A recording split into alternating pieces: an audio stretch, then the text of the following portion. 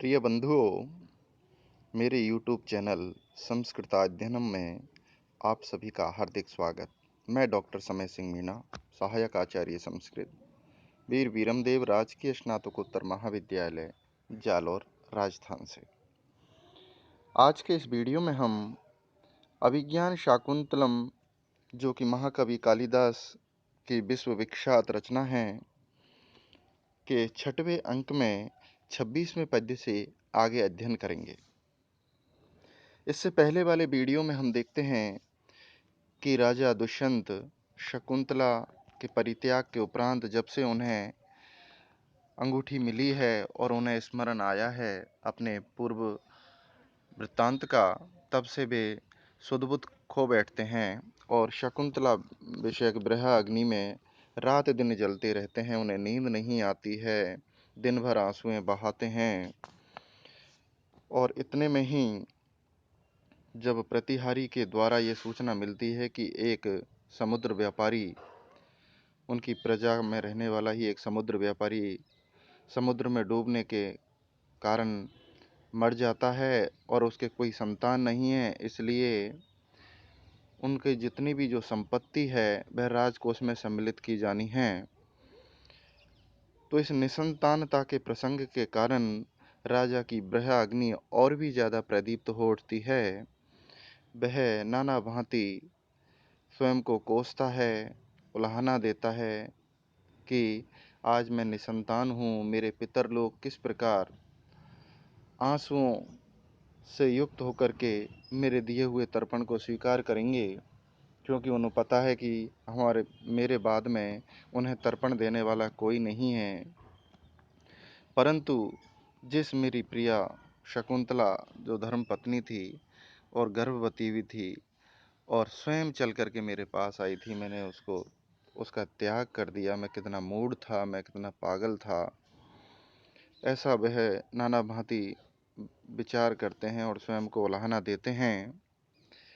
इतने में ही प्रतिहारी हड़बड़ाती हुई, घबराती हुई राजा के समीप आती है और कहती है कि परित्रायताम देवः संशयगतम वयस्य।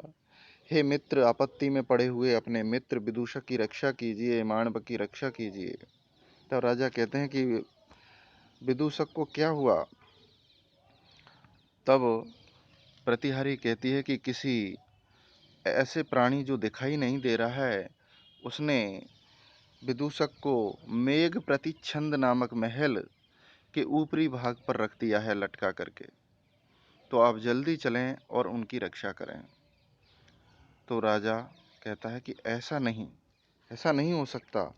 मेरे गृह पर भी भूतों का आक्रमण, अर्थात अदृश्य प्राणियों की छाया मेरे महल पर कैसे पड़ने लगी? तब राजा कहते हैं कि क्यों नहीं पड़ सकती है। स्वयं कहते हैं, इसी का 26वें पद में वर्णन है। क्या है कि अहन्यहन्यात्मन एव तावत् ज्ञातुं प्रमादस्खलितं न शक्यं प्रजासु कः केन पथा प्रयातीत्यशेषतो वेदितुमस्ति शक्तिः। अहनि अहनि यानी रोजाना, प्रतिदिन, आत्मनः एव स्वयं के ही, प्रमाद स्खलितम, प्रमाद के कारण स्खलन जो गलतियां हो जाती हैं उसको, ज्ञातुम, तावत यानी उनको ज्ञातुम जानना, न शक्यम समर्थ नहीं है। अरे हम रोजाना, हमसे अनेक गलतियां होती हैं, प्रमादवश त्रुटियां होती हैं जीवन में, उनको ही हम नहीं जान पाते। तो फिर प्रजासु, प्रजा के अंदर, प्रजाजन के अंदर, कह यानी कौन, केन यानी किस, पथा यानी मार्ग से प्रयाति चल रहा है, अर्थात कौन कैसा आचरण कर रहा है, इति ऐसा, अशेषता यानी पूर्ण रूप से, वेद तुम जानना कि शक्ति अस्ति, क्या शक्ति है, अर्थात संभव नहीं है। अर्थात जब हम स्वयं के आचरण के बारे में ही नित्य प्रति अपनी ही प्रमाद स्वरूप हुई त्रुटियों को जानना हमारे लिए संभव नहीं है, तो फिर प्रजा के अंदर कौन किस पथ पर कैसे चल रहा है, यह पूर्णतया जानना संभव नहीं हो सकता। तो राजा कहते हैं कि संपूर्ण प्रजा के आचरण के बारे में जानना एक राजा के लिए संभव नहीं है। तो यहाँ पर संभव नहीं होने के कारण जो अर्थापत्ति अलंकार है और अप्रस्तुत प्रशंसा अलंकार है, और इस पद्य में उपजाति नामक छंद है। अब जब राजा वहाँ पर जाते हैं प्रतिहारी के साथ और कहते हैं कि जो भी आप हैं मेरे सामने आएं, और यदि आप फिर भी अपनी तिरस्कारणी यानी अंतर ध्यान होने की, गुप्त वेश में खड़े होने की शक्ति पर यदि आपको घमंड है, तो अब मेरा शस्त्र तुझे देखेगा। ऐसा कहकर के राजा शरसंधान करता है और क्या कहता है उस अदृश्य शक्ति के बारे में। उससे पहले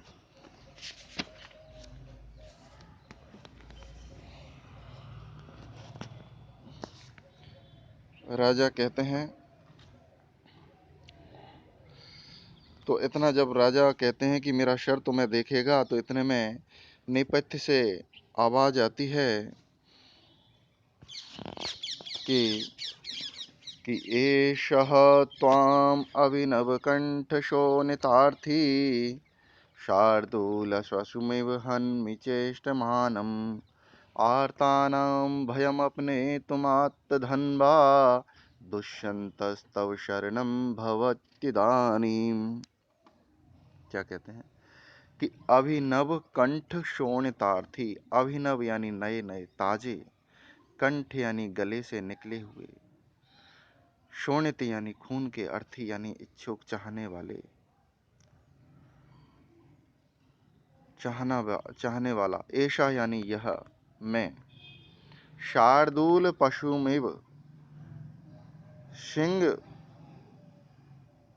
जिस प्रकार पशुमिव हिरण आदि प्राणियों को, चेष्टमाना नाम तड़पते हुए हृदयों को, छटपटाते हुए हृदयों को हन्मी मारता है,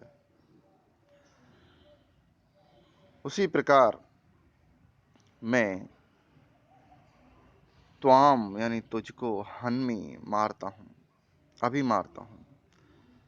क्योंकि आर्तानाम भयम, आर्तानाम यानी दुखी, भय से पीड़ित लोगों के, भयम अपने तुम, भय को दूर करने के लिए, आत्त धनवा धनुष जिसने धारण अपने हाथ में धारण कर रखा है, ऐसे धनुर्धारी दुष्यंता दुष्यंत, तब शरणम तुम्हारी रक्षा करें, इदानीम यानी इस समय, अब तुम्हारी रक्षा स्वयं राजा दुष्यंत ही करेंगे, अब मैं तुझे अभी मारता हूं। तो वह अदृश्य आवाज क्या कहती है कि गले के ताजे रुधिर पान की इच्छा वाला मैं, व्याघ्र जिस प्रकार छटपटाते हुए पशु को मारता है, उसी प्रकार हे विदूषक मैं तुम्हें छटपटाते हुए तुझको मैं अभी मारता हूं। क्योंकि संत्रस्त लोगों के भय को दूर करने के लिए धनुष्वान धारण करने वाला राजा दुष्यंत अब तुझको बचा सकता है, तो बचाए। अर्थात उस अदृश्य वाणी के द्वारा राजा दुष्यंत को चुनौती दी है कि यदि आप में शक्ति है तो बचा लो, मैं तेरे दोस्त को अभी मारने जा रहा हूं। एक प्रकार से राजा को चुनौती दी है, उसको आवेश में लाने के लिए, उसको क्रोध आवेश में लाने के लिए, उसको उस अदृश्य शक्ति के द्वारा जिसने विदूषक को दबोच रखा था, वह राजा को इस प्रकार चुनौतीपूर्ण वचन बोलता है। इस प्रकार इस पद्य में उपमा अलंकार है पशुमेव की भांति, और छंद यहाँ पर प्रहर्षणी है। अब जब वह सामने नहीं आता है, तब राजा कहता है कि हे तिरस्कारणी विद्या, अर्थात अपने अंतर्ध्यान की, अपने को गुप्त वेश में स्थित रखने की जो विद्या पे तू गर्व कर रहा है और मेरे सामने नहीं आ रहा है, तो मेरा बाण ही अब तुझे देखेगा। ऐसा कहकर के अपने धनुष पर अपना तीर चढ़ाते हुए राजा बोलते हैं, क्या बोलते हैं?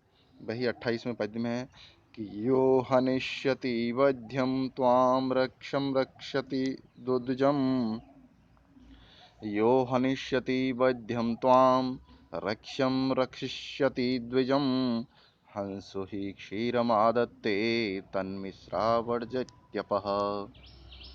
कि यह यानी जो, अर्थात जो मेरा बाण है वह बध्यम वध करने योग्य त्वाम यानी तुझको हनिष्यति मारेगा, और रक्षम जिसकी रक्षा करनी है अर्थात विदूषक की, ऐसे द्विजम यानी ब्राह्मण की ये रक्षिष्यति रक्षा भी करेगा। क्यों? क्योंकि ही यानी क्योंकि हंस यानी जो हंस है, विवेकी जो व्यक्ति होता है वह क्या करता है?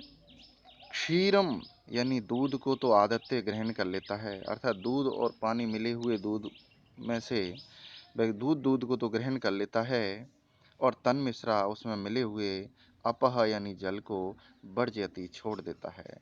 अर्थात मेरा बाण भी उसी प्रकार विवेकी है और इस प्रकार की कुशलता से युक्त है कि यह जिसका वध करने योग्य होगा, जो वध करने योग्य है उसी का वध करेगा, और जिसकी रक्षा करने योग्य है उसी की ये रक्षा करेगा। इस प्रकार राजा उस अदृश्य वाणी को संबोधित करते हुए अपना धनुष पर बाण चढ़ाते हुए राजा कहता है। इस प्रकार यहाँ पर जो हंस और का दूध और क्षीर के विवेक का यहाँ पर वर्णन होने के कारण यह दृष्टांत अलंकार है और अनुष्टुप नाम छंद है।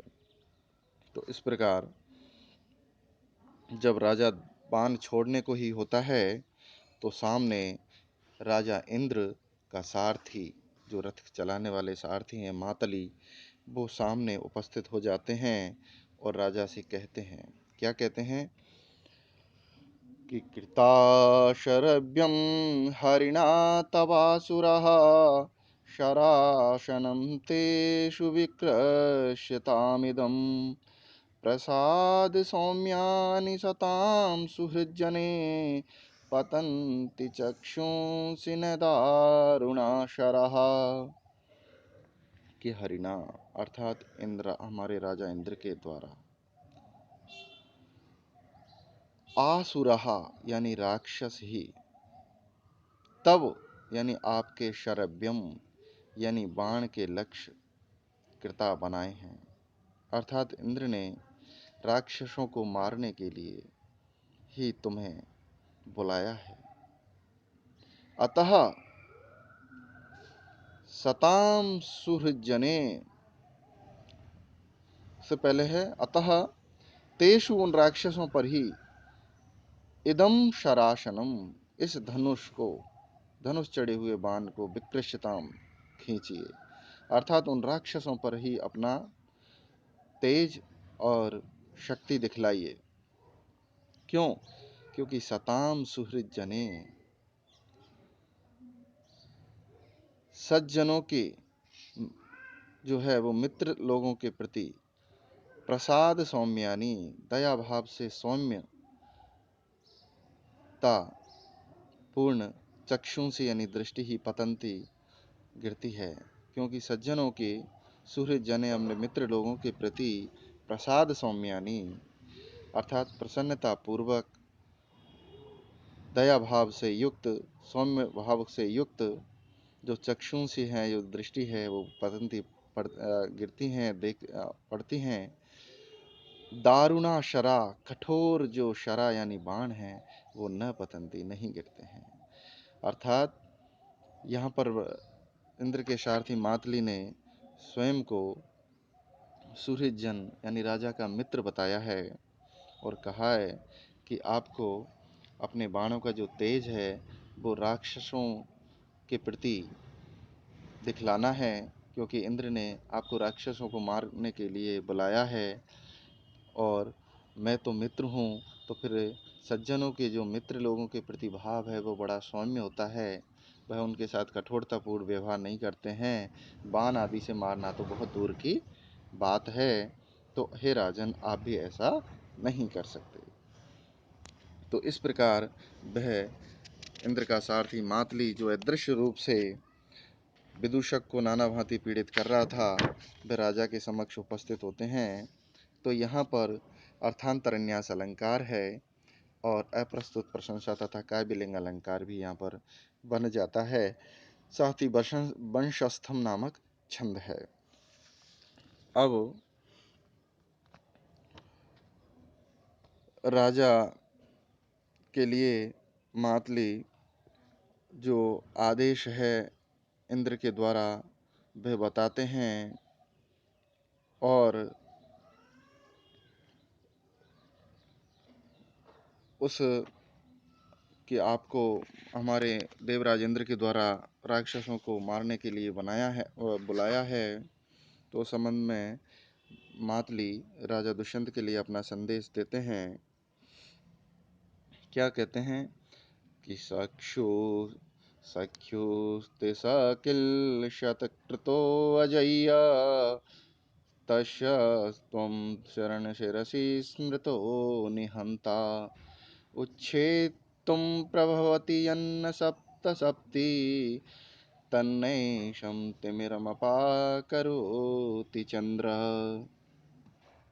सह यानी किल यानी निश्चय ही, सक्षु यानी मित्र के,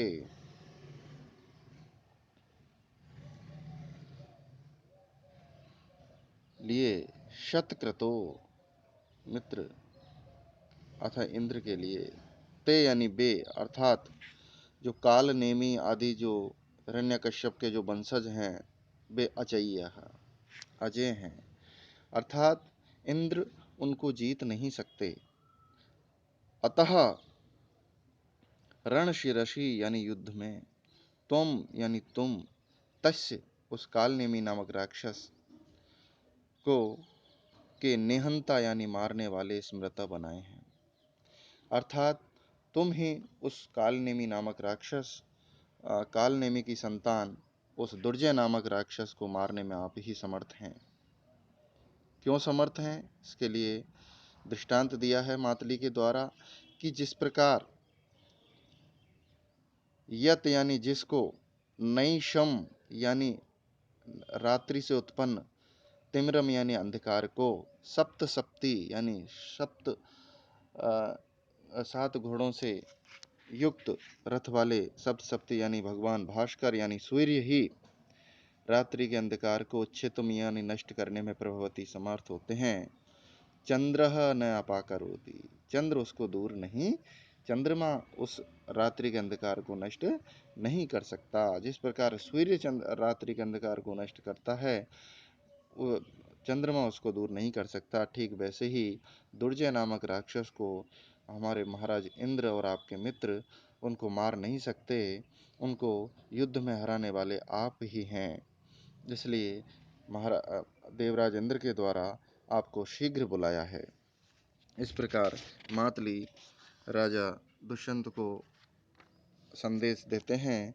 तो यहाँ पर सूर्य और चंद्रमा के दृष्टांत के द्वारा अपनी बात कहने के कारण दृष्टांत अलंकार है और प्रहर्षणी नामक छंद है।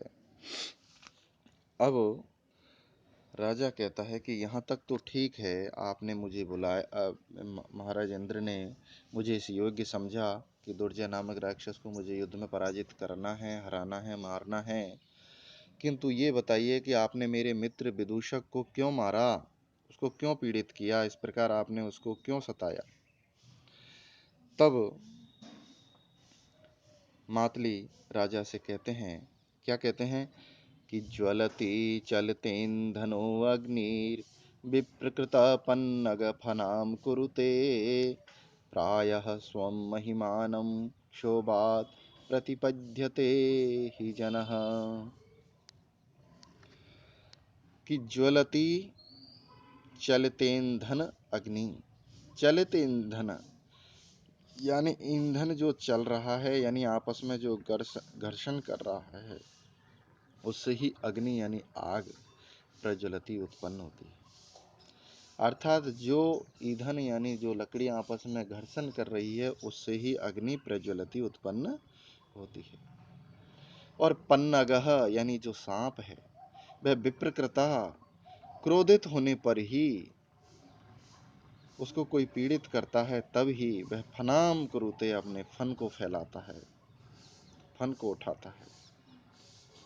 तो ही यानी क्योंकि जनः लोग भी प्राय स्वयं महिमानम क्षोभा, क्षोभात क्रोध के कारण जब वो क्रोधित होते हैं तो स्वयं महिमानम अपनी महिमा को, अपने वास्तविक स्वरूप को प्रतिपद्यते प्राप्त कर लेते हैं, अर्थात अपने वास्तविक तेज को वे धारण कर लेते हैं। तो हे महाराज, मैंने आपको थोड़ा मायूस समझा, अपने आप को मानसिक रूप से मैंने आपको थोड़ा सा व्याकुल सा, आकुल सा देखा। तो आपको युद्ध के लिए जाना है तो ऐसी स्थिति में युद्ध में वह तेज, वह स्वरूप नहीं हो पाता है, इसलिए आपको मूल रूप में लाने का ये मेरा प्रयत्न था। आप अपने वास्तविक तेज को, तेजों में स्वरूप को धारण करें, इतना ही मेरा मकसद था। ऐसा वह मातली राजा दुष्यंत से कहते हैं। तो यहाँ पर भगवान के स्थान पर जना शब्द का प्रयोग करने से साधारणीकरण किया गया है। अतः यहाँ पर आम जन की लिए बात होने के कारण अप्रस्तुत प्रशंसा तथा उत्तरार्ध में अर्थांतरन्यास अलंकार है। अग्नि तथा पन्नक का साधर्म होने से यहाँ माला दृष्टांत अलंकार है और आर्या नामक छंद इस पद्य में निहित है। अब जब यह बात मातली राजा दुष्यंत से कहते हैं तब राजा कहते हैं कि मेरी ओर से हे मित्र विदूषक, मैं अमात्य से कहना कि मैं राजेंद्र की आज्ञा का पालन करने के लिए जा रहा हूँ, मैं उनकी आज्ञा का उल्लंघन नहीं कर सकता, और मेरी ओर से वे ही प्रजा का पालन करें जब तक मेरा जो ये धनु है ये युद्ध कार्य में व्यस्त है। इसी का वो इस पद्य में वर्णन है। क्या कहते हैं कि त्वमति केवला तावत् परिपालयतु प्रजाः अधिज्यमिदम् अन्यस्मिन् कर्मणि व्यापृतं धनु। कि केवला, केवल त्वत्मति, तुम्हारी बुद्धि ही, तावत तो प्रजा परिपालयतु, प्रजा का पालन करे, क्योंकि इदम यह अधिज्यम यानी प्रत्यंचा चढ़ा हुआ ये धनु यानी जो धनुष है वो अन्यस्मिन किसी दूसरे कर्मणि यानी कार्य में व्यापृतम व्याप्त हो गया है, अर्थात ये देवासुर संग्राम में व्याप्त हो गया है। इसलिए हे मित्र, मेरी ओर से अमात्य को बोलना कि एकमात्र तुम्हारी बुद्धि ही प्रजा का पालन करे। यह प्रत्यंचा से युक्त धनुष तुम दूसरे कार्य में अर्थात राक्षसों के, दुर्जय नामक राक्षस के वध में व्यस्त है, ऐसा मेरी ओर से अमात्य को संदेश दे देना। इस प्रकार यहाँ पर हमारा 7वां जो अंक है वह समाप्त होता है। सभी अभिनेता मंच से चले जाते हैं। तो विद्यार्थियों, आपको ये मेरा वीडियो कैसा लगा कमेंट्स बॉक्स में अवश्य लिखें, और मेरे वीडियो के नोटिफिकेशन प्राप्त करने के लिए आप मेरे चैनल को लाइक करें, सब्सक्राइब करें और अपने साथियों में शेयर करें। आज के लिए इतना ही। धन्यवाद।